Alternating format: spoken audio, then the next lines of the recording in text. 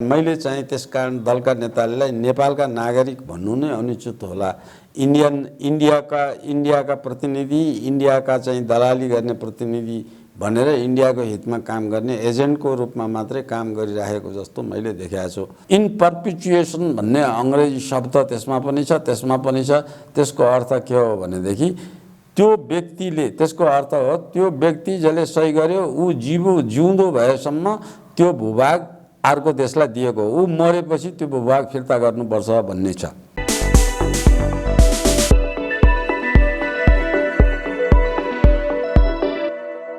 दर्शकवृन्द नमस्कार। यति बेला हामीसँग हुनुहुन्छ प्राध्यापक डाक्टर शास्त्रदत्त पन्त।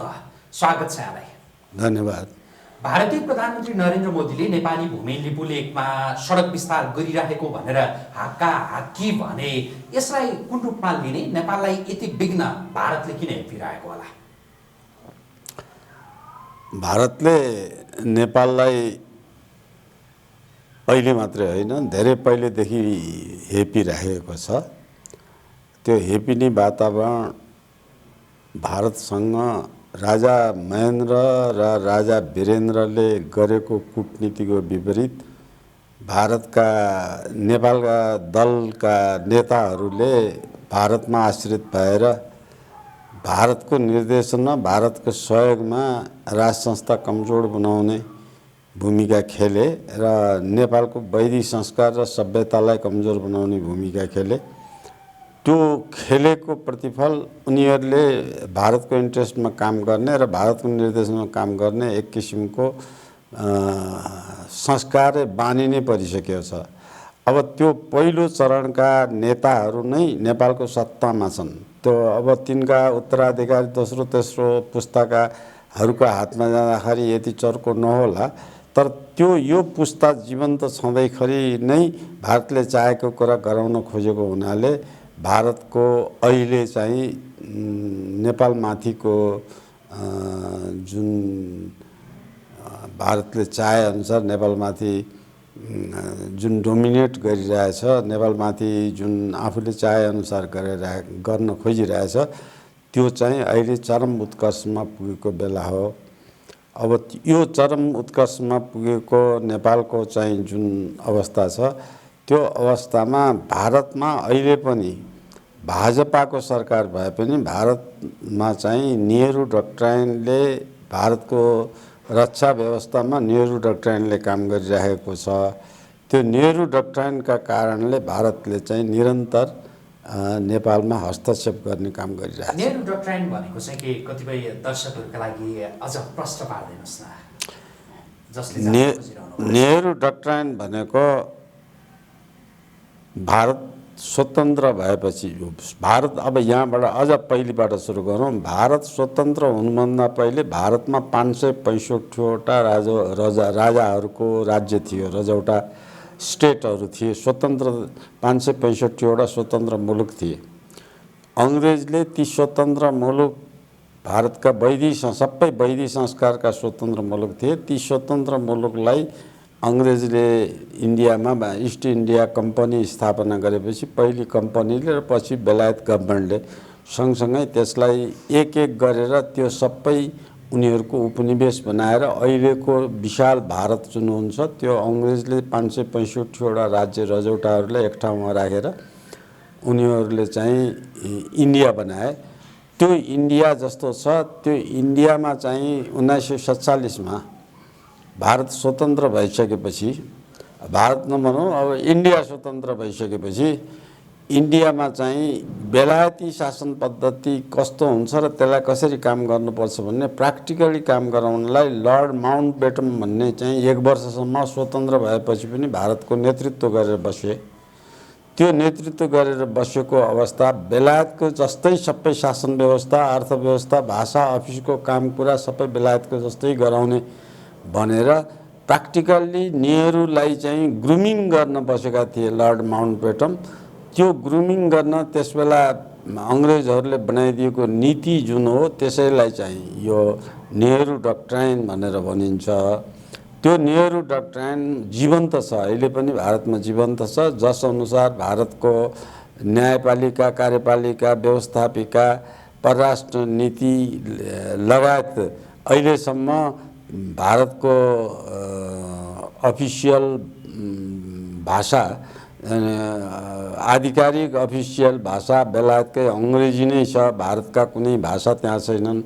भारतमा चाहिँ प्राथमिकता शिक्षामा पनि त्यसले बनाएको प्राथमिकता अनुसार कुनै पनि संस्कृतबाट उत्पन्न भएका भाषा र संस्कारको आधारमा नभएर अङ्ग्रेजीकै आधारमा छ। शिक्षा पद्धति अङ्ग्रेजीलाई अनिवार्य, संस्कृतलाई अनिवार्य गर्नुपर्ने ठाउँमा अङ्ग्रेजीलाई अनिवार्य गरिरहेको छ। अनि त्यहाँको स्थानीय इकाइलाई महात्मा गान्धीले वैदिक संस्कारको बनाउँछु भनेर स्थानीय इकाइलाई पञ्चायती राज भनेर नाउँ राखेको। अब नाउँ पञ्चायती राज आजसम्म पनि भनिन्छ, तर महात्मा गान्धीको मृत्युपछि त्यसको स्थानीय इकाइको शासन व्यवस्था एक्चुअल काम गर्ने जुन पद्धति हो त्यो बेलायतीको लोकल सेल्फ गभर्मेन्ट बेलायतको जे छ त्यसै अनुरूप स्थानीय इकाइको नि काम गरिरहेका छन्।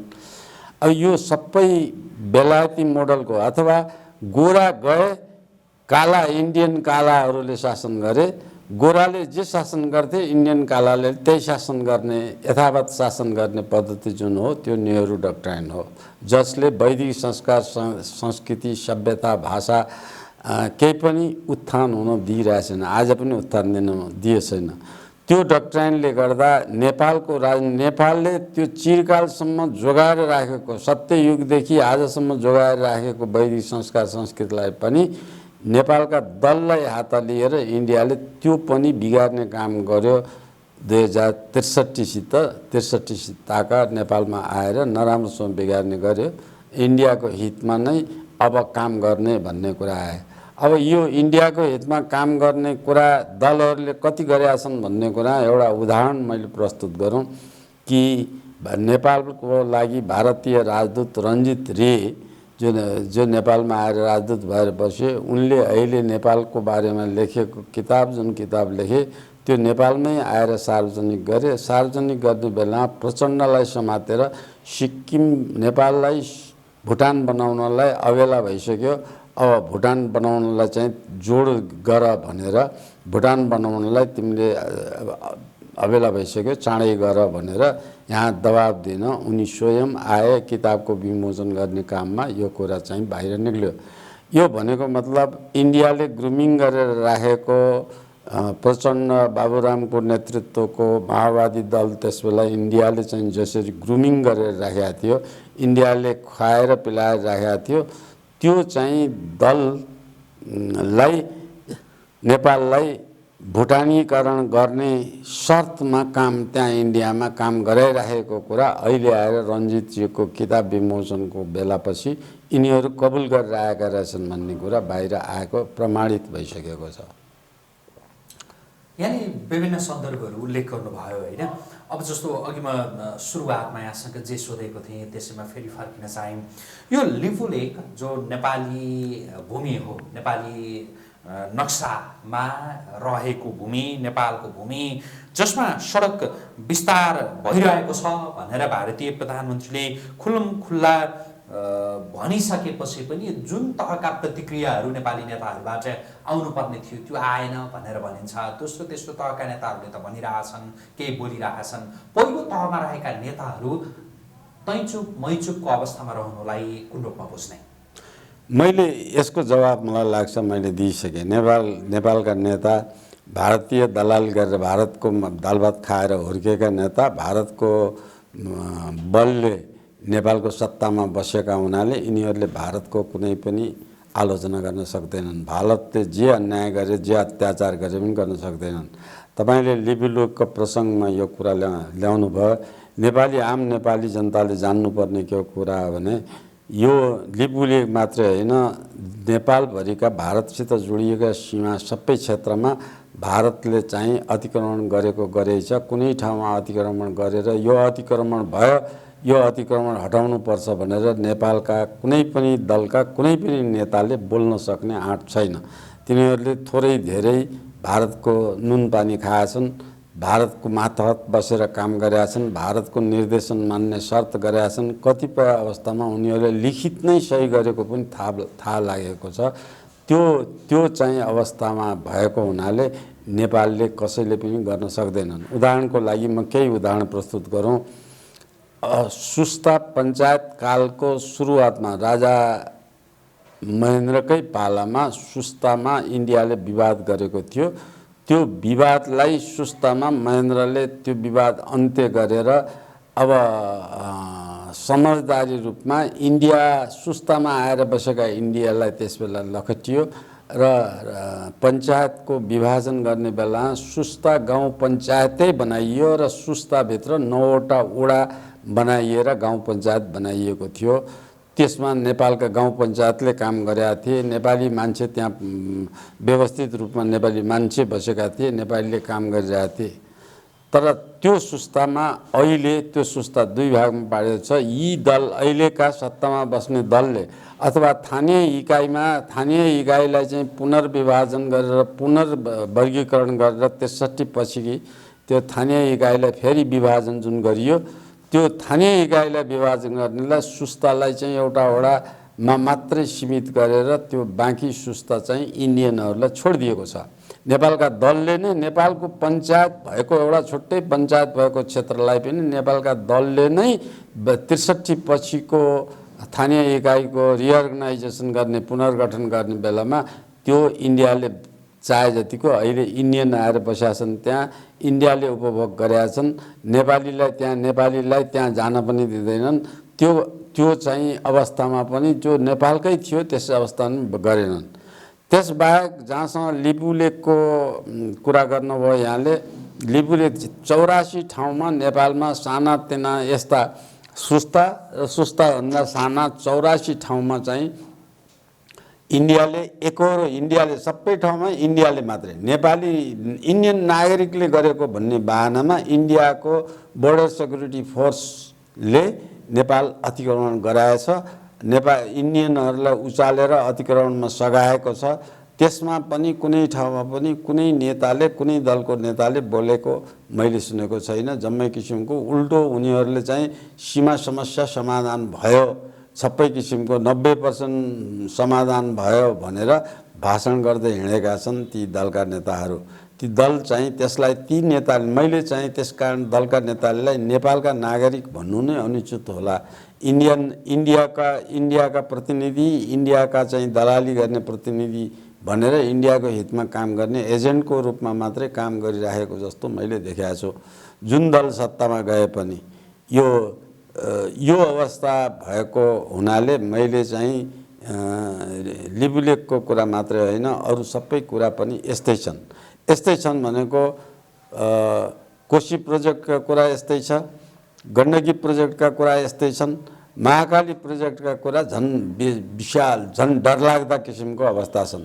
महाकालीमा यी दलहरूले इन्डियाले भनेको मानेर महाकाली 1815 को जुन सुगौली सन्धि भनिने छ, त्यो सुगौली सन्धिमा Mahakali west of Mahakali river भन्ने शब्द छ। महाकाली रिभरको पश्चिमपट्टिको भागमा नेपालले दाबी छोड्ने छ भनेको छ। त्यो महाकालीभन्दा पश्चिमको भाग छोड्ने भएपछि स्वत कानुन त महाकाली सबै नदी 100% नदी नेपालको हुन्छ, नदीले को पानी पनि नेपालको हुन्छ। अब तर यी दलहरू जो चाहिँ महाकाली सन्धिमा गएर सही गरे, अब यसमा 6-7वटा कतिवटा दलले सही गरेका छन्। सबै दलले कुरा नबुझिकन एउटा गलत काम के गरे भने महाकाली प्रोजेक्टको नाउँमा चाहिँ महाकाली नदीको आधा पानी र महाकाली नदीको बगेको भागको आधा जमिन पनि इन्डियाको बनाएर सही गरे। त्यसको विरुद्ध सुप्रिम कोर्टमा मुद्दा पनि परेको छैन। त्यो सही गर्न नहुने काममा सही गरेका छन् र त्यसमा यी सही गरेका यिनीहरूले केही लाभांश लिएका छन् त्यसमा। त्यसकारण भूभागमा नै आफैले सही गरेर छोडेका छन् महाकालीबाट। मैले चाहिँ यसै कोशी गण्डकी महाकाली नदीहरूको विषयमा यिनीहरू केही नबोल्नुको पछाडि यिनीहरूको यो मकसद छ, गलत मकसद छ। यो लिपुलेकको प्रसङ्ग उठिरहँदाखेरि जस्तो यिनै दलका नेताहरूले भन्ने गर्छन् कि यो लिपुलेक भारतलाई राजा महेन्द्रले जिम्मा लगाएका थिए, राजा महेन्द्रले दिएका थिए भारतलाई। त्यो गणतन्त्र आइसकेपछि नेपालको त्यो नक्सामा पार्न त हामी सफल भयौँ भनेर भन्छन्। तर फेरि उता अघि नै हामीले जो चर्चा गरिहाल्यौँ, जस्तो लिपुलेखमा सडक विस्तार भइरहेछ भनेर भारतीय प्रधानमन्त्रीले भन्दा चाहिँ चुपचाप लाग्छन्। राजा महेन्द्रले लिपुलेख भारतलाई जिम्मा लगाएको हो भनेर भन्ने नेताहरूलाई के भन्नुहुन्छ र यो सन्दर्भ चाहिँ के हो? राजा महेन्द्र जसले हिमालतिर इन्डियाको डाक्टर केआई सिंहको पालामा नेपालमा इन्डियन आर्मी लिएर आए, नेपालको खास गरेर त्यस बेलाको शक्तिशाली दल नेपाली काङ्ग्रेसले इन्डियन आर्मीलाई नेपालमा ल्याएर क्याम्प बनाएर बसे, त्यसलाई लखट्ने मान्छे राजा महेन्द्र हुन्। र त्यसपछि हिमालयको चीनलाई घेर्ने हिसाबले हिमालयको फेदीमा चाहिँ इन्डियाका 18वटा चाहिँ मिलिट्री क्याम्प थिए नेपालमा। त्यो मिलिट्री क्याम्प काङ्ग्रेस पार्टीले कोही कारणले नेपालमा आएर बसेको थियो। ती मिलिट्री बोर्डर सेक्युरिटी चेकपोस्ट भनेर राखिएका मिलिट्रीलाई राजा महेन्द्रले हटाएका हुन्। अब त्यो हटाएर देशलाई चाहिँ सबै इन्डियाको हालिमुहाली हुने अवस्थालाई रोकेर नेपाललाई स्वतन्त्र सार्वभौम मुलुक बनाएर संयुक्त राष्ट्रसङ्घको सदस्यता समेत लिन सक्ने क्षमता भएका महेन्द्रले लिपुलेख इन्डियालाई दिए भन्ने कुरा चाहिँ अफवाह, महेन्द्रप्रति वितृष्णा फैलाउने एउटा योजना मात्रै हो, त्यो सत्य कुरा होइन। अब अनुमान एउटा के हुनसक्छ भनेदेखि इन्डियापट्टिबाट बसेको कुरा हो भने अनुमानतः त्यो 18वटा चेकपोस्ट हटाइएको मध्ये लास्ट त्यो चेकपोस्ट बाँकी थियो त्यस बेला र त्यसैमा बसे हुन् कि भने, किनभने नेपालपट्टिबाट त्यो ठाउँमा बस्ती छैन। बस्ती नभए पनि त्यहाँ चाहिँ त्यो चेकपोस्ट चाहिँ अलिकति सरेर अलिकति घिस्रेर नेपालभित्र पसेको भएको, बस्ती नभएको हुनाले त नेपालले थाहा पाएन, दुर्गम थियो। अहिले जतिको न यातायातको साधन थियो, न सडक थियो, न हवाईयान, न हेलिकप्टरहरू थिए। त्यस बेला नेपालले थाहा नपाएको पनि हुनसक्छ। तर त्यो हो भने अन्तिम चेकपोस्ट नेपालतिर सरेर बसेको हुनसक्छ। त्यो मेरो अनुमान मात्रै है, यो ठ्याक्कै तथ्यले मैले प्रमाणित गर्न सक्दैन, मेरो अनुमान त्यो हुनसक्छ।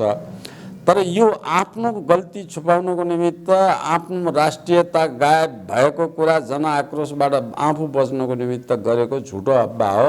महेन्द्रको पालामा यो भएकै होइन त्यो किसिमको कुरा। जुन त्यो 18वटा जुन इन्डियन आर्मीका ती पोस्टहरूको कुरा गर्नुभयो नि, त्यो पोस्ट चाहिँ कुन सन्दर्भमा, जस्तो चीनलाई घेर्ने रणनीति अन्तर्गत भनेर यहाँले भन्नुभयो, त्यो नेपाली काङ्ग्रेस नेतृत्वको सरकार त्यति बेला थियो र उसले अनुमति दियो कि के भयो, यो विषयमा अलिकति विस्तृतमा भनिदिनुहोस् त। अब यो पोस्टको कुरा गर्नुभयो यहाँले, अघि तपाईँले उठाउनु भएको कुरासँग गाँसिएको यो छ। नेपालमा चाहिँ नेपालको नेपाली काङ्ग्रेसले 2007 सालमा इन्डियामा गठन भएको नेपाली काङ्ग्रेस इन्डियामा कलकत्तामा गठन भएर त्यहीँ बसेको 5-6 वर्षसम्म, सन् 1997मा इन्डियामा गठन भएको लगभग त्यसैको चाहिँ। अब यो नेपालमा त्यसबेला राणा शासन छँदै बनेको, त्यो चाहिँ पनि बेलायतीहरूलाई धपाउन इन्डियन काङ्ग्रेसले जे गरेका थियो त्यस्तै रूपमा उनीहरूले त्यहाँ तयार गरेका हुन्। त्यो काङ्ग्रेसले त्यसबेला काङ्ग्रेसको उद्घाटन घोषणाको पब्लिकेसन छ, त्यसको पब्लिकेसन हेर्नुभयो भने त्यो काङ्ग्रेसले चाहिँ त्यो नेपाली काङ्ग्रेस चाहिँ कलकत्तामा गठन हुँदाको अवस्थामा त्यो उद्घाटन कार्यक्रमको सबै विवरण छापिएको छ, प्रकाशित छ। त्यसलाई हेर्नुभयो भने नेपाल स्वतन्त्र देश होइन भन्ने कुरा काङ्ग्रेसले त्यस बेलादेखि मानेको छ, त्यसको उद्घाटन सत्रदेखि। अनि नेपालमा जब दल सुरुवात भइसकेपछि 2007 सालपछि सुरुवात भइसकेपछि इन्डियाको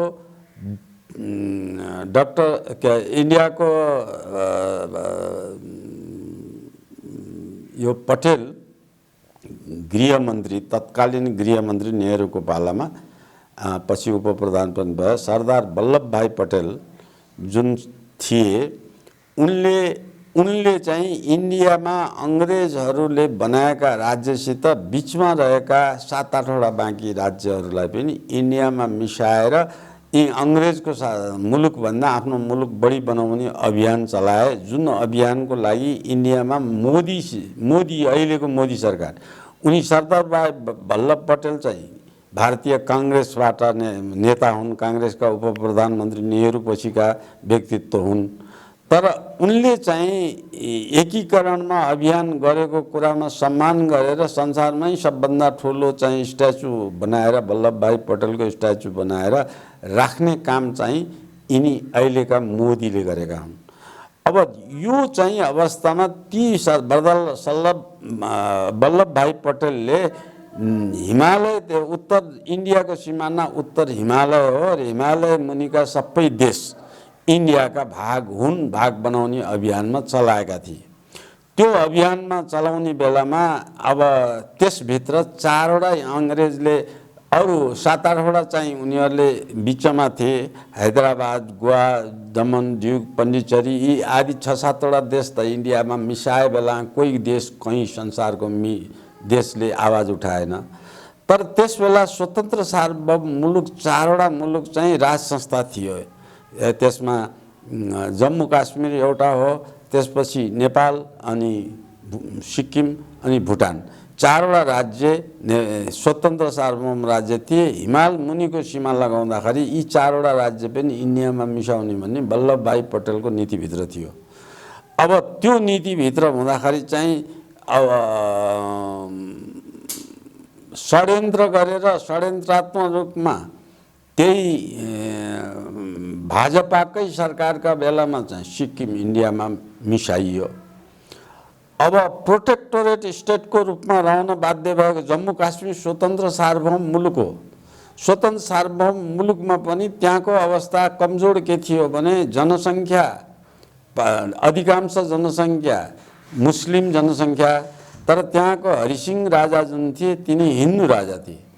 राजालाई मुस्लिमहरूको जनसङ्ख्याको बाहुल्यलाई राजालाई सम्हाल्न अप्ठ्यारो परिरहेको थियो। यसरी अप्ठ्यारो परे राजा त लिबरल हुन्छन्, जसरी चाहिँ हामीले संसारभरिका जुनसुकै राज संस्था भएका मुलुकमा हेऱ्यो भने राज संस्थाले बल प्रयोग गरेर मान्छे मारेर सत्तामा बस्दैन। त्यो अफगानिस्तानको कुरा हेर्नुहोस् कि इरानको कुरा हेर्नुहोस्, कहीँ पनि त्यो गरेको देखिन्न राज संस्थाले। त्यो अवस्था भएको हुनाले हरिसिंहले पनि, जम्मू काश्मीरका हरिसिंहले पनि त्यो त्यसरी लडेर बस्नुभन्दा इन्डियालाई संरक्षण गर, यसको संरक्षण गरिदेऊ, मैले छोडिदिन्छु भनेर उनले संरक्षण गर्नको निमित्त छोडेको मुलुकलाई, प्रोटेक्टोरेट मुलुकलाई, संरक्षित राज्यलाई अब अहिले इन्डियाले, मोदीले नै त्यसलाई भारतमा विलय गराए। त्यो संविधानको धारा संशोधन गरेर विलय गराए। अब तपाईको प्रश्न, यो भूमिकासहित मैले प्रश्न के, तपाईको प्रश्नको जवाब के दिन्छु भने, नेपालमा नेपाली काङ्ग्रेस सरकार भएको बेलामा जुन बेला डाक्टर केआई सिंहले इन्डियाको दमनको विरुद्ध, इन्डियाको अत्याचारको विरुद्ध सङ्घर्ष गरिरहेका थिए, तिनलाई केआई सिंहलाई समात्न, केआई सिंहलाई पक्राउन, केआई सिंहको विद्रोहलाई दमन गर्ने न्युमा इन्डियाले नेपालमा मिलिट्री ल्याएर राखेका थियो। त्यो मिलिट्री, इन्डियाले दुईटा कुरा नेपालको चाहिँ, नेपालको दुईटा कुरा भुटानीकरण, अहिले चाहिँ रञ्जित रेले भनेको कुरा पनि त्यही हो। भुटानीकरण गर्न नेपालले गर्ने भनेको नेपालको रक्षा व्यवस्था र परराष्ट्र व्यवस्था इन्डियामा दिने भनेको हो। अब राजा वीरेन्द्रलाई 1 अप्रिल 1990 को दिन दिएको प्रस्तावमा चाहिँ नेपालको परराष्ट्र नेपालले राखा, तर रक्षा व्यवस्था र जलस्रोत इन्डियाले म्यानेज गर्न दिनुपर्छ भनेर गोप्य सन्धि गर्न 1 अप्रिल 1990 को दिन त्यो भारतको परराष्ट्र सचिव नेपालमा आएर जुन चाहिँ प्रस्ताव राख्यो, त्यो प्रस्ताव राखेको इन्डियाको यही नियतसँग जोडिएको कुरा हुने। प्रस्ताव राखेपछि राजाले यसरी हात काटेर भारतीय जनतालाई दिनुभन्दा नेपाली जनतालाई मैले अधिकार दिन्छु भनेर बहुदलको घोषणा, त्यही बेलुका बहुदलको घोषणा गरिदिएका हुन् राजा वीरेन्द्रले। अब त्यो बहुदलको घोषणा गरिसकेपछि दलले जेसुकै गरून्, अब दलमा चाहिँ राजाले चाहिँ त्यो किसिमको अवस्थामा इन्डियाको प्रस्तावलाई अस्वीकार गरेका थिए राजा वीरेन्द्रले। अब यो अवस्था कङ्ग्रेसको पालामा जब जब कङ्ग्रेस सत्तामा आएर नेपाल कङ्ग्रेस पार्टी अलिकति पावरफुल भएको अवस्था हुन्छ, त्यस बेलामा यी दुईटा इन्डियालाई दिने भन्ने कङ्ग्रेसको धारणा जहिले पनि रहिराखेको छ।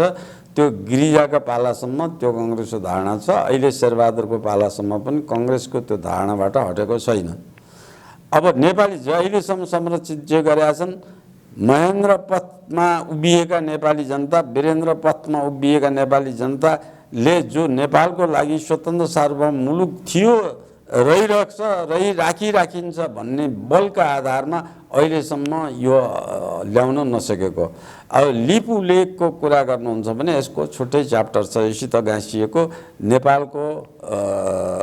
नेपाललाई चाहिँ इन्डियाले मुठाउने क्रममा लिपु लेखको कुरा चाहिँ 1962मा चीनसँग युद्ध गर्दाखेरि त्यो सामरिक महत्त्वको अत्यन्त हिमाल पार गरेर चीनतिर जान सजिलो बाटो भएको ठाउँमा चाहिँ इन्डियन आएर बसेको। त्यसबेला नेपालका कसैले पनि थाहा पाएनन्। तर त्यसभन्दा पहिले यो अहिलेभन्दा पहिलेको 10 वर्ष जनगणना गर्दा नेपालले जनगणना गरेको छ। अहिलेको सरकार नेक्दै कङ्ग्रेसकै सरकार भएको हुनाले अहिले यसपालिको जनगणनामा त्यहाँ इन्डियाको भनाइ मान्यो र जनगणना नै गरेन, नेपालले जनगणना नै गरेन। इन्डियाको दबाब यसमा चाहिँ, जबकि महेन्द्रको पालादेखि जति जनगणना भए त्यो योभन्दा पूर्वसम्मका सबै 10 वर्ष जनगणनामा त्यहाँको भूभागको जनसङ्ख्याको जति छ त्यो नेपालले जनसङ्ख्या जनगणना गरेको छ। त्यहाँका सर्वे नापी गरेको छ। त्यहाँका मान्छेलाई लाल पूर्जा जग्गा धनी सबै नेपालले दिइरहेछ। सुस्तमा पनि त्यस्तै छ, त्यहाँ पनि त्यस्तै छ। अनि महेशपुर भन्ने छ झापाको पारिपट्टि, त्यहाँ पनि त्यस्तै छ। त्यसरी चाहिँ लाल पूर्जा, नेपालका लाल पूर्जा भएका जग्गा पनि महेशपुरमा इन्डियनले तिरो उठाउँछ, इन्डियनले बलजफ्ती गर्छ। उनीहरूको लाल पूर्जा नेपाली छ, त्यहाँ बसेको घरमा कर ट्याक्स सबै उठाउने इन्डियन आएर शासन गरिरहेछ। अब देशभरिको यो शासन, देशको सबै कुरामा चाहिँ हात हाल्न नसक्ने, बोल्न नसक्ने, आफ्नो राष्ट्रियता अडान लिन नसक्ने, नेपाली जनताको जनमत बुझ्न नचाहने, नेपाली जनताले भनेको सुन्नै नचाहने, हामी जस्ता बोलेको बोलै छौँ, गरेको गरै छौँ, लेखेको लेखै छौँ, त्यो पनि कुनै सरकारले, खास गरेर सबैभन्दा खराब चाहिँ नेपाली काङ्ग्रेस अनि त्यसपछि माओवादी, एमाले, यी सरकारहरूले चाहिँ यिनीहरू भारतको कुरा एक टुक्का पनि, भारतको कुनै पनि कामलाई नै भन्न सक्ने र भारतले गरेकोलाई चाहिँ यो हुँदैन भन्न सक्ने अवस्थामा यिनीहरू कोही पनि छैनन्। यिनीहरू सबै नुन खाएको, नुन चाटेर खाएको, नुनको सोझो गरेर बसेको अवस्थामा छ। त्यसकारण चाहिँ यो नेपालमा अहिले पनि योभन्दा अझ यो दलीय व्यवस्था, यो पुस्ता रहेछन्। अहिलेको दलीय व्यवस्थाका यो पहिलो पुस्ता जो इन्डियाले चाहिँ उठाएर बनाएको छ, त्यो पुस्ता जीवन्त रहेछन्। नेपालमा यो अहिलेको अवस्था रहिरहन्छ र नेपाल स्वतन्त्र सार्वभौम मुलुक भएर नेपालीले राम्ररी सास फेरेर, राम्ररी पेटभरि खाएर, घाम तापेर बस्न सक्ने अवस्था नेपालमा छैन। यो जुन पहिलो पुस्ताको कुरा यहाँले गरिरहँदाखेरि, जस्तो यही पहिलो पुस्ताको अगुवाईमा नेपाली भूमि, लिपुलेख, लिम्पियाधुरा, कालापानी, यो समेटेर जुन चुच्चे नक्सा त यही पहिलो पुस्ताको अगुवाईमा जारी गरियो नि भनेर भन्नेहरू पनि छन् नि। फेरि यो अहिलेको पहिलो पुस्ताकोलाई त्यो ढङ्गले अवमूल्यन गर्न मिल्छ भनेर पनि केहीले भन्छन्। यो नेपाली जनतालाई भ्रम एउटा छरिएको एउटा कुरा के हो भने, त्यो चुच्चे नक्सा नभएको यी दलीय व्यवस्था आएपछि बनेको नक्सामा हो। त्योभन्दा पुरानो नक्सामा त्यो चुच्चे बुच्चे भन्ने नै थिएन। नेपालको जति भूभाग हो नेपालले नै, मैले अघि नै भनिसकेँ, जनसङ्ख्या तथ्याङ्क, लाल पूर्जा सबै नेपालको जग्गा नेपालीले गरेकै थिए। त्यो गरेकै अवस्थामा नक्सा बनाउनेले या कलाकारको त्यो चित्र बनाउनेको या सर्वे नापी गर्नेको या कुनै नापी विभागको कसैको गल्तीले त्यो चुच्चे चाहिँ बनाउँदै, सानो बनाउँदै चाहिँ जुन स्ट्याम्प बनाउनेमा पनि राखेको हुन्छ, त्योमा हटेको मात्रै हो। त्यस बेलाको सर्वे नापीका मान्छेहरू र नेपाली राष्ट्रियता जसलाई यसलाई ज्ञान छ, नेपाली राष्ट्रियता चाखो राख्ने मान्छेले खोइ भनेर जनताले खोजेर मात्रै यो नक्सा चाहिँ 2/3 बहुमतबाट संसदले नेपालको नक्सा थिँदै थियो, नक्सा अनुसार भूभाग थिँदै थियो। तर त्यसलाई चाहिँ संसदबाट नक्सा बनाएर बाहिर सार्वजनिक गरेर दलले आफ्नो प्रोपोगन्डा गराएको मात्रै हो। त्यसमा नक्सा कम भएर इन्डिया आएर बसेको र त्यसबेला नेपालको भूभाग नभएको त्यो चुच्चे भूभाग नेपालको नभएको अवस्थाले बनेको होइन।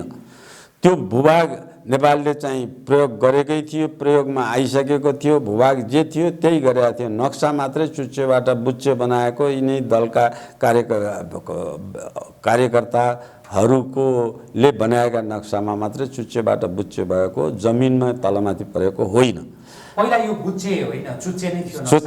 चुच्चे नै थियो पहिलेको पनि। अब कहिलेसम्म भन्ने कुरा त अब सर्वे नापिका त्यो मान्छेहरूलाई खोज्यो भने त्यसमा थाहा लाग्छ। तर धेरै बुच्चे भएको त नेपालको स्ट्याम्प जुन चाहिँ हाम्रो लालमोहर स्ट्याम्प जुन नेपालको छ त्यो स्ट्याम्पमा काटियो। त्यो सानो बनाएर स्ट्याम्पमा आउने बेलामा चाहिँ काटिएपछि त्यो स्ट्याम्पको इस्युले मात्रै यो फेरि कहाँ गयो भनेपछि फेरि बनाइएको हो। र अब त्यसमा राजनीतिक गेन गर्नको निमित्त, फाइदा लिनको निमित्त 2/3 संसदबाट त्यो पास गरेर एउटा नक्कली काम गरेर अर्को नक्कली काम देखाएको मात्रै हो। त्यो भूभागको हिसाबमा चुच्चेको चुच्चे नै थियो। अब यो नक्सामा स्ट्याम्पमा घटेको बुच्चे भएको, त्यो सानो बनाउँदाखेरि बुच्चे भएको आधारमा पुरो जन्मेर बनेको मात्रै हो। अब यो चाहिँ अब इन्डियापट्टिको कुरामा जाउँ। कालापानीको कुरा तपाईँले गर्नुभयो। इन्डियापट्टिकोबाट हेरौँ। इन्डियामा कालापानीमा आएर मिलिट्री बेस क्याम्प बसेको 1962 को चीनसितको युद्धको ताका नेपाललाई थाहा नदिइकन आएर बसेको। आएर बसेपछि त्यो भूमि छोड्नु नहुने, इन्डियाका भूभागका चाहिँ विज्ञहरू, रक्षा व्यवस्थाका विज्ञहरूको तपाईँहरूले खोज्नुभयो भने युट्युबमा भेटिन्छ। युट्युबमा विज्ञहरूको इन्डियामा रिटायर भएका मिलिट्री अफिसर कमान्डर इन चिफहरू समेतको एउटा इन्डियाको एउटा कमिटी छ। जुन कमिटीमा एकजना चाहिँ त्यो कमिटीमा बोलेको युट्युबमा त्यो एभाइलेबल छ, मैले पनि युट्युबमा हेरेको छु। उनले के भनेका छन् भने त्यो भूभाग नेपालको हो, नेपालकै रहन्छ त्यो नेपालको भूभाग, र इन्डियालाई सामरिक महत्त्व चीनबाट सुरक्षित हुन यति सामरिक महत्त्वमा यति महत्त्वको छ कि भारत सरकारले नेपाललाई त्यो लिजमा लिनु पर्यो। त्यो लिजमा लिनुपर्छ भारतले। र अनि त्यो लिजमा लिएर चाहिँ भारतले चाहिँ त्यो सेनाको प्रयोग अहिले जसरी गरेको छ त्यसरी गर्नुपर्छ भनेर इन्डियाको सेक्युरिटी बोर्डका सेक्युरिटी सम्बन्धीको रिटायर भएकाहरूको सङ्गठनले यो कुरा त्यहाँ भनेको छ। अहिले पनि इन्डियालाई थाहा छ त्यो भूभाग नेपालको हो भन्ने इन्डियालाई थाहा छ। इन्डियाले थाहा पाइ आफ्नोलाई सामरिक महत्त्वको भएको हुनाले बलजफ्ती ल्याएको छ। बलजफ्ती इन्डियाले राखेको मात्रै हो। अब यो सामरिक महत्त्वको कुरामा चाहिँ अर्को महत्त्वपूर्ण कुरा के छ भने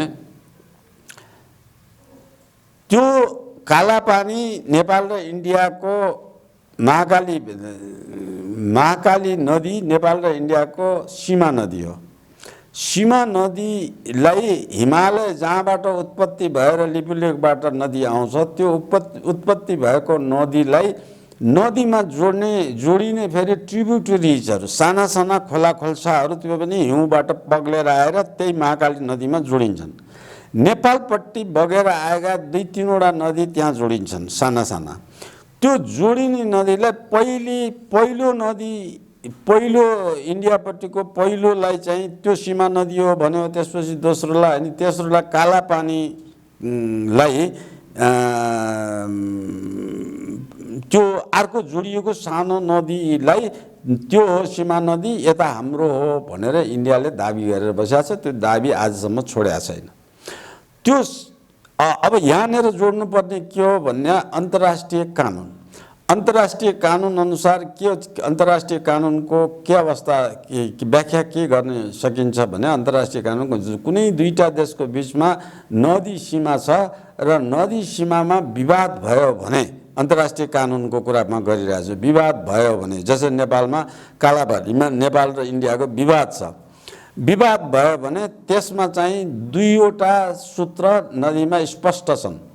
एउटा के छ भने त्यो सबभन्दा ती ट्रिब्युटरी नदीमा जोडिने खोला खोल्सामा सबभन्दा लामो नदी जुन छ त्यसलाई मूल नदी मान्नुपर्छ भन्ने सबभन्दा लामो कालापानीबाट जन्मने महाकालीको नदी कालापानीबाट चाहिँ लिपुलेखबाट जन्मेर जुन आउँछ त्यो लिपुलेखबाट जन्मेर आउने सबभन्दा लामो छ। त्यो लामो नदी लियो भने इन्डियाले चाहिँ त्यो व्याख्या अनुसार इन्डियाले दाबी गर्न नसक्ने एउटा अन्तर्राष्ट्रिय कानुनको व्याख्यामा छ।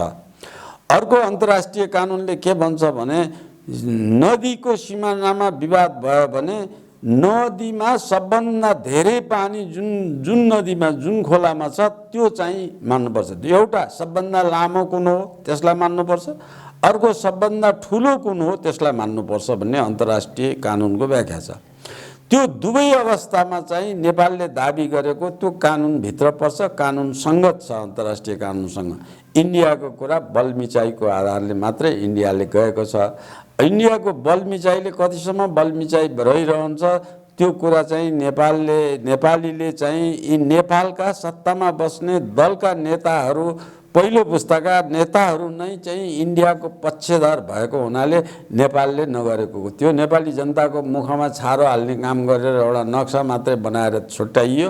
तर त्यो नेपालको सबै दाबीमा निरन्तर त्यसमा भारतलाई त्यस विषयको सम्झौता गर्न, त्यसलाई पुष्टि गर्न, समझदारी गर्न, त्यो कुराको कुरा उठान गर्न नेपालले आँटै गरेका छैन। एकचोटि पनि उठानै गरेका छैन।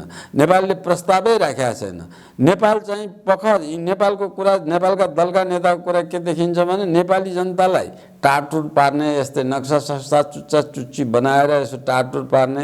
भारततिर तपाईँले गर्दै गर्नुहोस् न, हामी आँखा चिम्लाउँछौँ भन्ने कुरा कहाँबाट पनि देखिन्छ भने जब 60 किलोमिटर बाटो बनाइसकेर इन्डियाले चाहिँ उद्घाटन गर्न गृहमन्त्री, इन्डियाको रक्षा मन्त्री आएर उद्घाटन गरिराखेको बेलामा त्यो उद्घाटन गरेपछि नेपाली मिडियाले, नेपालका सार्वजनिक संस्थाका हामी जस्ता बोल्ने मान्छेले थाहा पाएर त्यसलाई सार्वजनिक गरेको कारणले मात्रै यो चुच्चे नक्सा बनेको हो। नेपालको सरकारले चासो राखेर बनाएको होइन। नेपालको सरकार, कुनै पनि सरकार, नेपाली काङ्ग्रेस, एमाले, माओवादी, यी तीनटै चाहिँ भारतको पक्षधरमा झुकेर काम गरेका छन्। नेपाली जनताका आँखामा छारो हाल्ने काम मात्रै गरेका छन्।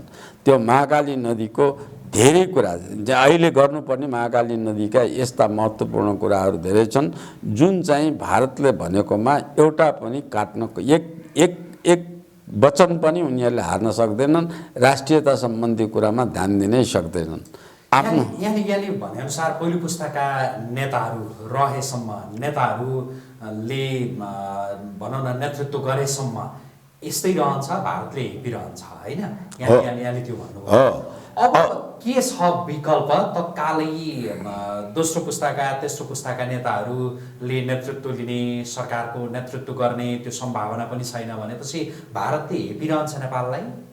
एकदमै भारतले यी पहिलो पुस्ताका प्रचण्ड बाबु, भनौँ न नामै लिएर भन्ने हो भने माओवादीमा प्रचण्ड बाबुराम जीवन्त भएसम्म, एमालेमा माधव नेपाल, अब एमाले नै भनौँ त्यसलाई अहिले पनि, माधव नेपाल, केपी ओली जीवन्त भएसम्म जो पहिला पुस्ताका संस्कारका हुन्। शेरबहादुर पनि त्यही पहिलो पुस्ताभित्रै प्यारलल भनौँ उसलाई गिरिजाप्रसाद कोइरालाको प्यारलल रूपमा खडा भएको पहिला पुस्ताकै शेरबहादुर हुन्। शेरबहादुर जुन बेला चाहिँ गिरिजा इन्डियाका भक्त थिए त्यसबेला शेरबहादुर अमेरिकाका भक्त भएर पार्टी फुटाएका हुन्। पार्टी जोडिएपछि एमसिसी भएर एमसिसीको नाताले इन्डिया अमेरिका आइरहेका बेला अब अहिलेका नेपाली काङ्ग्रेस शेरबहादुर इन्डियाका पनि हुन्, अमेरिकाका पनि हुन्।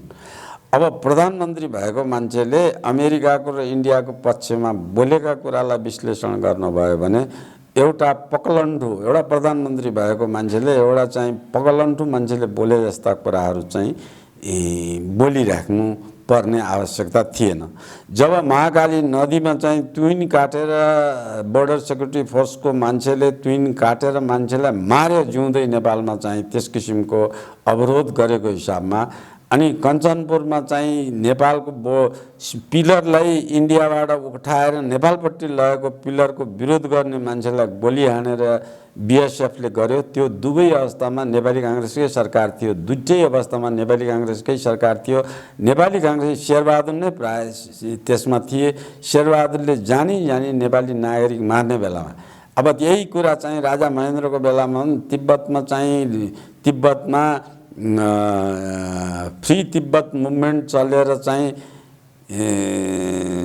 त्यो वाङदी जो नेपालमा मारिए त्यो मुभमेन्ट चलाउने चाहिँ विद्रोहको बेलामा चाहिँ विद्रोह दमन गर्ने क्रममा सीमा चाहिँ थाहा नपाएर एउटा चाइनिज नेपालभित्र बसेर गोली चलाउँदाखेरि नेपालको एउटा सिपाही मारियो। त्यो नेपाली सिपाही मारिएको भोलिपल्ट राजा वीरेन्द्रले त्यसको प्रतिकार गरे चीनसँग। चीनले 1 मिनटमै त देर तत्कालै चाहिँ माफी मागे नेपालसँग र त्यो मर्ने मान्छेलाई क्षतिपूर्ति दिएर नगद क्षतिपूर्ति समेत दियो। पनि शासन भनेको कस्तो हुनुपर्छ भन्ने कुरा वीरेन्द्रबाट महेन्द्रबाट सिक्नुपर्छ। यस किसिमको देशको रक्षा कसरी हुन्छ भन्ने कुरा सिक्नुपर्छ। अब यहाँ चाहिँ महाकालीमा गिरिजाले चाहिँ सही गरेर आएको बालकृष्ण न्यौपानेजीले अब त्यसलाई चाहिँ त्यो सही गरेको ढाँटटुट गरेर टिटी होइन समझदारी हो त्यो 2-4 दिनमा खारेज हुन्छ भनेकोमा चाहिँ सर्वोच्चमा मुद्दा हालेर बालकृष्णले मुद्दा हालेर समझदारी होइन टिटी नै हो भन्ने सर्वोच्चबाट फैसला गरेपछि त्यसलाई देशद्रोहको अभियोगमा पार्टीले निकाल्छ। यदि नेपाल बाहेक अरू कुनै देशको पार्टी हो भने त्यस्तो अपराध गरेकोमा पार्टीले आजीवन चाहिँ दलमा बस्न नपाउने गरेर निष्कासन गर्छ। तर गिरिजा उनी झन् भाले भएर नेपालमा काम गरे त्यसपछि त्यस किसिमको अवस्थामा। तर नेपालमा त्यसबेला कृतिनिधि प्रधानमन्त्री भएको बेलामा त्यहाँ इन्डियाले चाहिँ 1.5 बिघा जग्गामा चाहिँ इन्डियाको महाकाली नदीमा चाहिँ इन्डियाले जुन बाँध बनाउन लागेको थियो त्यो जग्गाको बुलडोजर क्रेन ट्र्याक्टर जम्मै चाहिँ समातेर लिएर आएर नेपालमा जफत गरेर लिएर आएर इन्डियालाई धपाए थिए। त्यो धपाउने आँट भए पनि त धपाउन सकिन्छ नि। धपाउन सक्ने आँट नभएको अवस्थामा चाहिँ धपाउन सकिन्न। जब दास हुन्छ अनि धपाउन सक्छ बिल्कुल सक्छ। आँट गर्ने हो भने त यति मात्रै होइन, आँट त अब विशाल नेपाल पनि नेपालै हो नि। आँट गर्ने हो भने त्यो पनि फिर्ता आउँछ। म हुने हो भने त्यो फिर्ता आउने किसिममा गइन्छ। विशाल नेपालको कुरा चाहिँ अथवा विशाल नेपाल भनेको टिस्टाबाट काँगडा सतलजसम्म चाहिँ नेपालको भूभाग हो र यता दक्षिणतिर गोरखपुरसँग नेपालको भूभाग हो। त्यो भूभाग अब चाहिँ पूर्वमा टिस्टासम्म हो। अब आधा सिक्किम पनि नेपाल हो, दार्जिलिङ नेपाल हो, टिस्टाबाट वारी जति सबै नेपाल हो। त अब यसको कथा व्यथा न इतिहास न नेपालका युवाहरूलाई नेपालको इतिहास पढाइन्छ न सत्य कुरा सिकाइन्छ। नेपाली जनताहरू पनि भेडो भइसके, किनभने शिक्षा पद्धति नै यस्तो गलत बनाएर भएछ कि इन्डियाले जे गरेछ त्यो ठिक गरेछ कि बेठिक गरेछ कि नेपालको सही के हो भन्ने नेपाली युवाहरूले थाहै पाउँदैन। यदि म भएको भए यो विशाल नेपाल हैन जसको केही भाग यति बेला इन्डियाले गाभेको अवस्था छ, इन्डियाले उपभोग गरिराखेको छ, आफ्नो नक्सामा राखेको छ, त्यो कायम गर्ने भनेर भन्नुभयो नि कसरी गर्नुहुन्थ्यो भन्नुहोस् त। पहिलो कुरा हेर्नुहोस्, यसमा पहिलो अब यहाँबाट जाउँ। त्यो विशाल नेपाल र अङ्ग्रेजको बिचको युद्ध जति पटक भयो नेपालले युद्ध जित्या छ। इन्डियाको कम्पनी सरकारले युद्ध हारेको छ। त्यो हार्नेको जहिले पनि नेपालको युद्ध कलाको सिप यति माथि भएको हुनाले अङ्ग्रेजहरूले सुलह गरेर नेपालको ब्रिटिस गोर्खा बनाएर नेपालका मानिस त्यो नेपालका मानिसको सिप युद्ध कला सिपलाई चाहिँ अङ्ग्रेजले उपभोग गर्न लयो। पछि घुँडा टेकेर नेपालबाट नेपालीलाई चाहिँ ब्रिटिस गोर्खामा भर्ना गरेर गए। अहिले पनि त्यो ब्रिटिस गोर्खा किन भनेको भने पृथ्वीनारायण शाह गोर्खाका हुन् र त्यो गोर्खा पृथ्वीनारायण शाहको कलाले नेपाल एकीकरण भएको र नेपालमा युद्ध कला चाहिँ उनले सिकाएको युद्ध कला यति उच्च छ भन्ने कुरा थाहा पाउनलाई नेपाल ब्रिटिस आर्मी नभनेर गोर्खा ब्रिटिस आर्मी भन्ने गरेको अहिलेसम्म त्यो that credit goes to Prithvinarayan Shah. Prithvinarayan शाहलाई त्यो यो सम्मान गरेको हो अङ्ग्रेजले, त्यो किसिमको गोर्खाको सिप हो भनेर देखाउन खोजेको हो। अब मैले यहाँ चाहिँ बनाउन खोजेको अब तपाईँको कुरामा चाहिँ त्योसित जोडियो गाँसिएको कुरा के हो भन्दाखेरि नेपाल र इन्डियाको बिचमा युद्ध भएर नेपालले युद्धमा हारेको होइन। महाकालीदेखि पछाडिको भूभाग मेचीदेखि टिस्टासम्मको भूभाग नेपालले कुनै कहिले युद्ध गरेर अङ्ग्रेजसँग लडेर हारेर छोडेको भूभाग होइन। त्यो भूभाग चाहिँ समझदारीमा लिएको भूभाग हो। त्यो 1815 को जुन सम्झौता छ त्यसको ऐतिहासिक तथ्यलाई बुझ्नु पर्यो। त्यो सम्झौता के हो, कसो भयो भने नेपालको तराईमा हाट बजार लाग्थ्यो। अहिले धेरै लामो समयसम्म नेपालमा धेरै ठाउँमा हाट बजार लाउने चलन थियो। त्यो बोर्डरमा हाट बजार लाउने ठाउँमा इन्डियाको ब्रिटिस सरकारको ठेकेदार र नेपालको हाट बजारको कर उठाउने ठेकेदार, दुईटा ठेकेदारको बिचमा झगडा भयो। झगडा भएपछि त्यो मिलाउन भनेर नेपालमा दुईजना के मिश्र र दाहाल दुईजना चाहिँ नेपालबाट त्यो मिलाउन अख्तियार लिएर त्यो झगडा मिलाउन गएको मान्छेले अङ्ग्रेजहरूले त्यो मानिसहरूलाई घुस खुवाए, जग्गा दिए, घर दिए, हवेली दिए, पैसा दिए, बस्ने व्यवस्था मिलाइदिए। तिनीहरूले चाहिँ त्यो महाकाली पश्चिमको भूभाग इन्डियालाई छोड्यो भनेर त्यो चाहिँ छलछामबाट एउटा सन्धिमा सही गर्यो। त्यो युद्धमा हारेको होइन, सन्धिमा सही गराए। ती फर्केर नेपालमा आउने अवस्थै रहेन। नेपालमा आउने अवस्था नभएको हुनाले इन्डियाले घर खेत बाँच्ने सबै सम्पत्ति दिएर इन्डियामै बसे। अहिलेसम्म पनि तिनीहरू इन्डियामा छन् कि नेपालमा आछन् थाहा छैन। अहिलेसम्म पनि ती इन्डियामा बसेर गएको त्यो छलछामले लिएको हो। एउटा म प्रमाणको यस्ता 19वटा प्रमाण छन् नेपालसँग जसले इन्डियाले त्यो दाबी गर्न सक्दैन। अब मेजर कुरा म बताइदिन्छु। त्यो चाहिँ लिजमा लिएको हो। लिजमा लिए बापत अङ्ग्रेज सरकारले र भारत स्वतन्त्र भएपछि इन्डियाले पनि नेपाललाई वर्षको 4 लाख लिज त्यसको तिर्थ्यो। त्यो चाहिँ 1800 सुगौली सन्धि भनेको लिजमा लिएको सन्धि हो। नेपाललाई त्यो लिज बापत 4 लाख भारु त्यो हरेक वर्ष तिर्दै आएको थियो र यही दलीय सरकार नेपालमा भएपछि त्यो तिर्न बन्द भएको हो लिजको चाहिँ अवस्था। अब त्यसमा लेखिएको भाषालाई व्याख्या गरेर हेर्नुहुन्छ भने त्यो भाषामा त्यही भाषा एक्ज्याक्ट छ जुन भाषा हङकङलाई बेलायतले हङकङ लिएको भाषा जे छ त्यही भाषा त्यसमा लेखिएको छ। त्यो नेपालको ग्रेटर नेपालको भूभाग इन्डियाले लिएकोमा त्यही भाषा लेखिएको छ। त्यो भाषाको अर्थ के हुन्छ भने इन पर्पिचुएसन भन्ने अङ्ग्रेजी शब्द त्यसमा पनि छ, त्यसमा पनि छ। त्यसको अर्थ के हो भनेदेखि त्यो व्यक्तिले, त्यसको अर्थ हो त्यो व्यक्ति जसले सही गर्यो ऊ जिउँदो भएसम्म त्यो भूभाग अर्को देशलाई दिएको हो। ऊ मरेपछि त्यो भूभाग फिर्ता गर्नुपर्छ भन्ने छ। त्यो मरेको अवस्था पनि भइसक्यो। अनि हङकङको अवस्थामा त्यो झगडा हुँदाहुँदै त्यो मरेपछि हुन्छ भन्ने कुरा पनि चीनले चाहिँ लडाइँ गरेन। चीनले चाहिँ त्यसको ब्रिटिसहरूको व्याख्यालाई नै पर्ख्यो।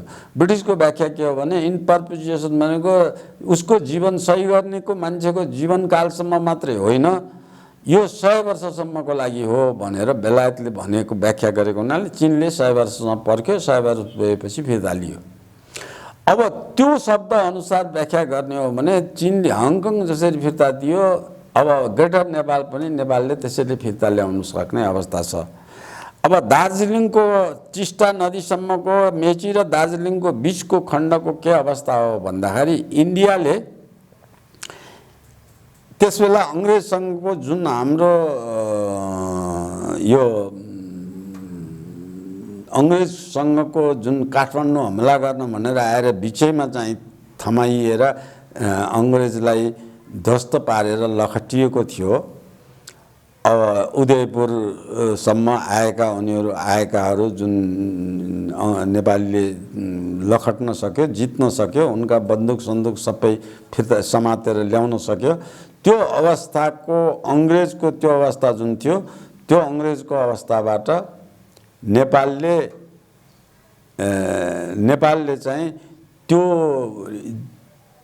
त्यो जित्न सक्छ भन्ने इन्डियाको भनाइ भएको हुनाले इन्डियाले के गर्यो भने इन्डिया त्यसबेला अङ्ग्रेजहरू आसामको बाटो भएर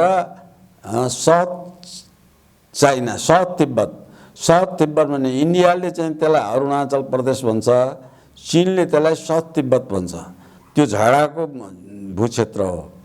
त्यो अरुणाचल प्रदेशबाट तिब्बत गएर चीनलाई पनि ब्रिटिसमा मिसाउने भनेर युद्ध जापानसित लड्नको निमित्त त्यो बाटो अपनाउन लागेको थिए गोर्खा पल्टनले इन्डियामा, ब्रिटिस पल्टनले। त्यो अवस्थाबाट त्यसलाई निस्तेज बनाएर चीनमा जान नसक्ने वातावरण चाहिँ त्यो बेलामा चीनमा जान नसक्ने वातावरण नेपालले बनायो। नेपालले चीनमा चाहिँ अङ्ग्रेज गएर चीनमा चाहिँ शासन गर्ने अवस्थाबाट रोक्नुपर्छ भनेर नेपालदेखि उत्तर जान नदिने वातावरण बनाउनलाई दार्जिलिङमा गएर दार्जिलिङको त्यो टिस्टा नदीसम्म नेपालले कब्जा गरेरको भूभागलाई ब्रिटिसले के गरिदियो भने त्यो आजको 40 दिनभित्र मेची र टिस्टाको बिचमा नेपाली गोर्खा पल्टन रहने छैन, 40 दिनभित्र निकाल्ने भनेर त्यही चाहिँ महाकाली सुगौली सन्धिको क्रममा त्यो कुरा पूर्वतिर त्यो लेखेर रोक्यो नेपालीलाई। त्यो लेख्नुको आशय के थियो भने नेपालले तिब्बतसित लडाइँ गर्न जाने अङ्ग्रेजलाई चाहिँ जुन चिकन नेक भन्छन् आजकल चाहिँ नेपाल र बङ्गलादेशको बिचमा सानो घाँटी छ, 13 किलोमिटर चौडा छ जम्मा त्यसको। त्यो 13 किलोमिटर चौडा भएको सानो घाँटीमा चाहिँ अङ्ग्रेजले त्यसलाई जीवन्त राखेर त्यो घाँटीबाट फौज लैजाने जुन बाटो बनाएको थियो, त्यो फौजमा नेपालले चाहिँ नेपाली फौजले अवरोध नगरोस् भनेर त्यो 40 दिनभित्र फिर्ता गर, उसले जितेर होइन फिर्ता गर भनेर नेपालको एउटा समझदारी मात्रै हो।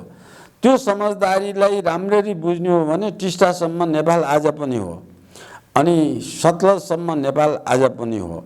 त्यो कुनै ब्रिटिस इन्डियाले युद्ध गरेर लडेर जितेर नेपालले हारेर गएको भूभाग होइन।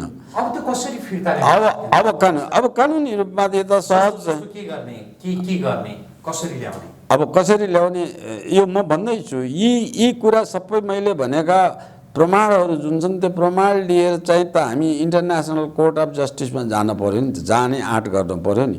त्यो कुरा पहिले समझदारी गरेर इन्डियालाई सम्झाउनु पर्यो, बाइलेटरल ट्रिटीमा यसलाई कुरा उठाउनु पर्यो। त्यहाँबाट इन्डिया नमान्यो भने केही नलाग्यो भने इन्टरनेसनल कोर्ट अफ जस्टिसमा जानु पर्यो।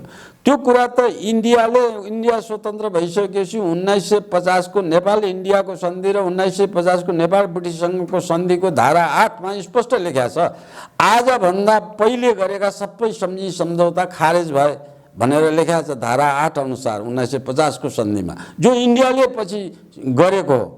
इन्डियाले त अहिले के भन्न सक्छ, अङ्ग्रेजले कहाँ लियो, कता लियो, जे अङ्ग्रेजले छोडेको थियो त्यो हामीले लियौँ, हामी त्योभन्दा तलमाथि हुँदैनौँ भन्ने इन्डियाको मुडे तर्क छ अहिलेसम्म। त्यो मुडे तर्कलाई चाहिँ 1950 मा त सही गरेका छ नि त्यो इन्डियाले।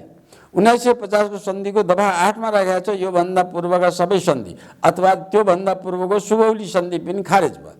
सुगौली सन्धि खारेज हुनु भनेको नेपालको विशाल नेपाल जुन चाहिँ टिस्टादेखि यो अहिलेको उत्तराञ्चल, केही युपी, केही बिहार समेतको भूभाग नेपालमा आउने जुन भूभागको छ त्यो सन्धि 1950 को सन्धिको धारा 8 ले नै यसलाई खारेज गरेको छ। अब उल्टै मैले के सुनेको छु भनेदेखि युएनमा इन्डिया जाँदैछ। इन्डिया केमा जाँदैछ भने नेपाली जनताको प्रेसर कहाँ आयो, खुला सिमाना पद्धति नेपालका इन्डियामा जाने, इन्डियाका नेपालमा आउने खुला सीमाको पद्धति 1950 को सन्धिमा राखेको छ। त्यो 1950 को सन्धिले राखेको सन्धिमा चाहिँ नेपाली जनताले चाहिँ यो खुला सीमा क्लोज गर्नुपर्छ भनेर आवाज उठाइसकेपछि यो क्लोज गर्न पाइँदैन भनेर जबकि त्यही सन्धिको नेपालले खारेज गर्न हुन्न। 1950 को सन्धि त 1 वर्षको नोटिस दिएर खारेज गर्न सकिन्छ। 1950 सन्धिको दफा 10 अनुसार एउटा मुलुकले अर्को मुलुकलाई 1 वर्षको नोटिस दिएपछि 1 वर्षमा चाहिँ त्यो सन्धि खारेज हुन्छ। तर म भन्छु त्यो सन्धि खारेज गर्न हुँदैन। किन खारेज गर्न हुँदैन भनेदेखि इन्डियाले अहिले आवेगमा आएर इन्डिया खारेज गर्नुपर्छ भन्ने नेपाल युवा नपढेका, जो इतिहास नेपाल पढेका छैनन्, भूगोल थाहा छैन, त्यो थाहा नभएकाले खारेज गर्नुपर्छ भनेका छन्। खारेज गर्न कहिले हुन्छ भने जब त्यो सन्धिको दफा 8 लगाएर विशाल नेपालले फिर्ता ल्याइसकेपछि बल्ल खारेज हुन्छ। अहिले खारेज गर्नुहुन्न। खारेज गर्यो भने 1950 सन्धि खारेज गर्ने दफा 8 पनि खारेज हुन्छ। दफा 8 खारेपछि महाकाली पारीको जग्गामा दाबी गर्ने हाम्रो प्रमाण एउटा प्रमाण हट्छ। 19वटा प्रमाणमध्ये एउटा मुख्य प्रमाण जुन हो त्यो हट्छ। त्यसकारण त्यो 1950 को सन्धि खारेज गर्दा हुन्न। 1950 सन्धि अरू दफा बदले पनि दफा 1 र दफा 8 खारेज गर्न हुँदैन। दफा 1 र दफा 8 चाहिँ यसलाई कायम गर्नुपर्छ, जसअनुसार त्यो नेपालको भूभाग हो, नेपालबाट अङ्ग्रेजले लगेको होइन, अङ्ग्रेजले लिजमा लिएको, छोटकरीमा भन्छ लिजमा लिएको, लिजको अवधि सकियो, अवधि सकिएपछि त्यो इन्डियाले फिर्ता गर्नुपर्छ। इन्डियाले मलाई थाहा छैन भन्छ। भनेपछि अन्तर्राष्ट्रिय अदालतमा आँट गरेर जानुपर्छ। हो, सिधै अन्तर्राष्ट्रिय अदालतमा जान सकिन्छ या यसका यो पूर्वका यसको पूर्व त पहिले त चाहिँ ट्रिटी नै गर्नुपर्छ। पहिले चाहिँ इन्डियासँग नेपालले पहिले नेपालको क्याबिनेटमा पास गर्नु पर्यो। नेपाल सरकारले पास गरेर यो फिर्ता ल्याउने प्रक्रिया, अनि प्रक्रिया अन्तर्गत यस्तो निर्णय जसरी चाहिँ यो चुच्चे नक्साको पास गर्यो नि संसदले, त्यस्तो गरेर यो चाहिँ विशाल नेपाल फिर्ता ल्याउने भनेर पास गर्न पर्यो। यो कारण जसरी चुच्चे नेपाल पास गर्दाखेरि पनि हाम्रा प्रमाण के छ, 37वटा प्रमाण जोडेर पास गरेको छ नि। त्यसमा पनि मैले भनेको 19वटा प्रमाण जोडेर त्यो नेपाल हो भनेर संसदले पास गर्नु पर्यो। पास गरिसकेपछि अनि इन्डियालाई चाहिँ बायोलेटरल टक गर्नु पर्यो, इन्डियासँग कुरा गर्नु पर्यो, प्रस्ताव राख्नु पर्यो।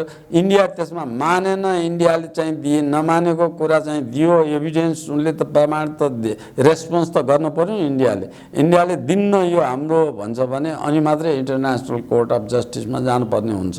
सीमा विवादको अन्तिम निर्णय त्यहाँबाट हुन्छ। त्यहाँ प्रमाण जुटाउनु पर्ने अवस्था आउँछ। नेपालले ती प्रमाण छन् नेपालसँग, ती प्रमाण चाहिँ जुटाएर नेपालले गर्न सक्छ। हुन्छ, आजका लागि कुराकानी यति गरौँ। जुन समय दिनुभयो यसका लागि यहाँलाई धेरै धन्यवाद। यहाँलाई पनि धेरै धन्यवाद। नेपालको भूक्षेत्र बारेमा जसरी इन्डियाले जति 84 ठाउँमा अतिक्रमण गरेको छ, अब लिपुलेखदेखि यो महाकाली क्षेत्रका कुरा र महाकाली नदीलाई नेपालले जलस्रोतको उत्पादन गर्ने क्रममा नेपालको भूक्षेत्र, नेपालको जल इन्डियालाई दिएर आँखा चिम्लेर दिएका छन्। त्यो कुरा नेपाली जनतालाई जागरुक गराउने, नेपाली जनतालाई नेपालको इतिहास र यथार्थ कुरा बुझाउने अवसर दिनुभएकोमा यहाँलाई पनि धन्यवाद।